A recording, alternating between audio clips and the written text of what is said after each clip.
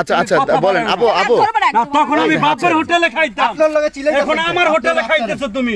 বুঝো আমি আমার কথা আমি বেশি বাড়াবাড়ি, তাহলে আমি কথা বলতেছি না ভাই, উনি বেশি বাড়াবাড়ি। আচ্ছা আচ্ছা আপু আপনি এবার বলেন। আমি বলি আমার বিয়ে হয়েছে প্রায় 3 বছর, কিন্তু আমার স্বামী আমার একদিনও সময় দেয় না। ঘুরতে নিয়ে যাওয়ার কথা বললো না, খাওয়ার কথা বললো, সবকিছু মিথ্যা সেই কথা। কথাটাই আমি বলি। আচ্ছা এখন কি হয়েছে মানে কি মানে আপনি কি হাজবেন্ড রেখে আরেকজনের সাথে মানে পরকীয়া করেন? পরকীয়া না, মানে ও আমার বন্ধু, আমার হচ্ছে স্কুল লাইফে। কিসের বন্ধু ভাই? ওর ফোনটা দেখেন, ওই যে ধরনের চ্যাট করে ছেলের সাথে। দেখি আপনার ফোনটা দেখি। আপনি অবাক হয়ে যাবেন। ফোনটা দেখেন, বলতে ফোনটা পারেন দেখেন। এইসব? ওর ফোন দেখেন ভাই, দেখি। এই চ্যাটিং লিস্টটা দেখেন আপনি। দেখি, এটি কি ফ্রেন্ড?